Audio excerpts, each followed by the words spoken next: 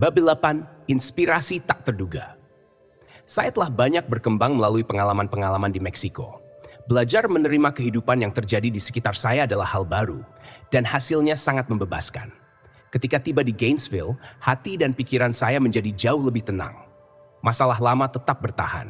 Saya tak punya tempat tinggal. Tempat tinggal terakhir saya adalah di hutan dekat kedukan kapur di sebelah timur kota. Sehingga saya kembali ke tempat terpencil itu dan tinggal di sana dengan fans saya. Yang saya perlukan dalam hidup saya hanyalah kesendirian, disiplin dalam praktik saya yang terus meningkat, dan sedikit makanan. Saya menyadari bahwa kemungkinan untuk menyelesaikan kuliah saya semakin menipis.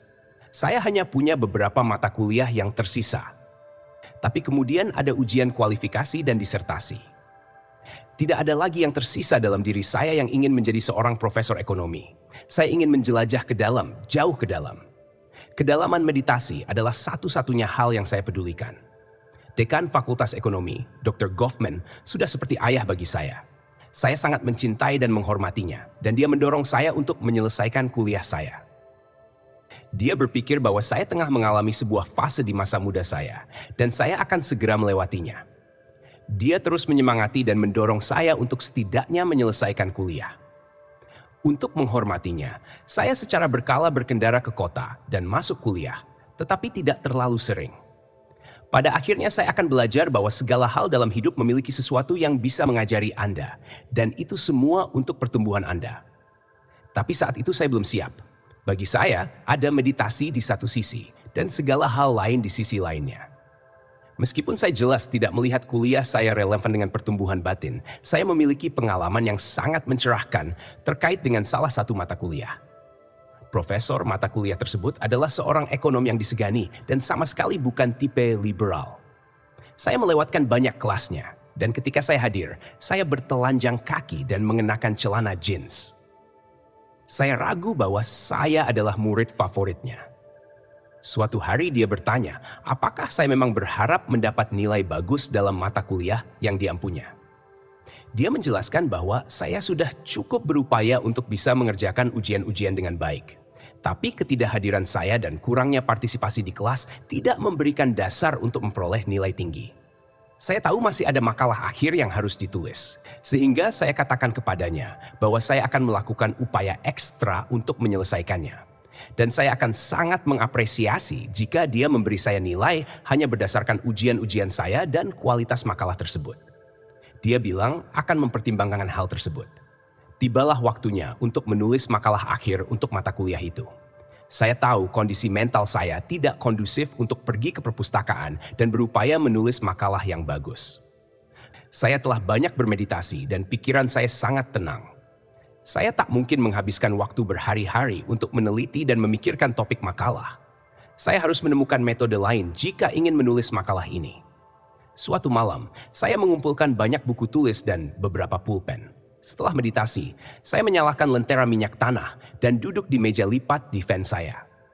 Saya mulai dengan mengatakan pada diri sendiri bahwa saya sebenarnya tak peduli berapa nilai yang saya peroleh di mata kuliah tersebut, karena saya mungkin tak akan menyelesaikan kuliah.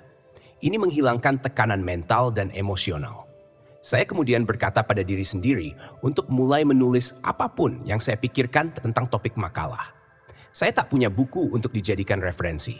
Yang ada hanyalah logika natural dari pikiran yang jernih dan tak tertekan.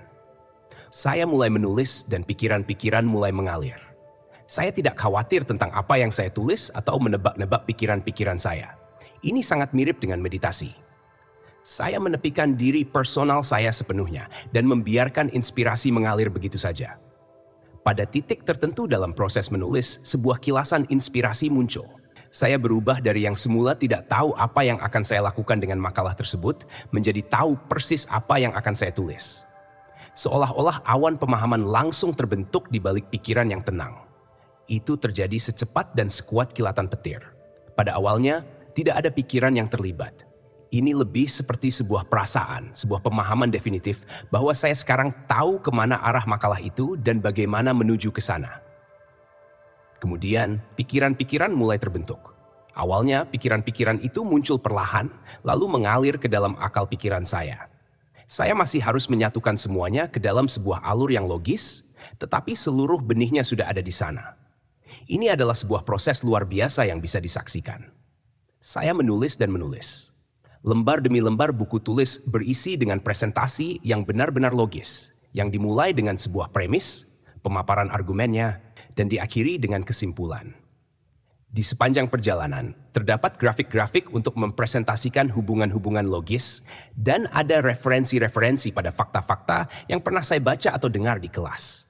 Fakta-fakta ini perlu dipoles dan diberi catatan kaki, sehingga saya menyisakan ruang untuk fakta-fakta itu dan terus menulis apa yang tercipta dalam pikiran. Saya melakukannya begitu saja. Tidak ada kekhawatiran atau penilaian baik atau buruk. Saya hanya membiarkan proses ini berlangsung. Ketika para seniman membuat sebuah karya, pertama-tama mereka memperoleh inspirasi, lalu mewujudkan inspirasi itu ke dalam bentuk fisik. Proses inilah yang terjadi pada saya malam itu di dalam van. Inspirasi untuk keseluruhan makalah muncul sekaligus, lalu pikiran saya mencernanya dan memberinya bentuk. Alih-alih berupa patung, lukisan, atau simfoni, karya seni saya adalah makalah ekonomi.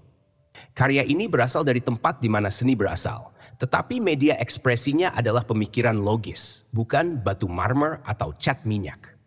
Entah dari mana kilasan inspirasi itu muncul.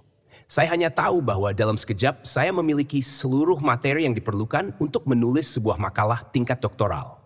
Saya meluangkan waktu beberapa hari berikutnya untuk membereskan draft kasarnya, lalu mengetiknya. Tebal makalah itu lebih dari 30 halaman. Saya tidak hanya mendapat nilai A untuk mata kuliah tersebut, tetapi ketika profesor saya mengembalikan makalah saya, dia bertanya apakah saya akan mempertimbangkan untuk mengerjakan disertasi di bawah bimbingannya. Saya merasa tersanjung. 40 tahun kemudian, pengalaman malam itu memberikan pengaruh yang besar pada saya. Saya telah melihat dengan jelas perbedaan antara inspirasi kreatif dan pikiran logis. Saya tahu dari mana datangnya pikiran-pikiran itu. Tetapi dari mana datangnya inspirasi? Lah datang dari sebuah tempat yang jauh lebih dalam ketimbang tempat saya menyaksikan pikiran-pikiran itu. Ia muncul secara spontan, dalam keheningan total, tanpa usaha atau keriuhan. Tak peduli seberapa keras saya mencoba, saya tak akan pernah mampu menulis makalah itu hanya berdasarkan upaya pikiran logis saya.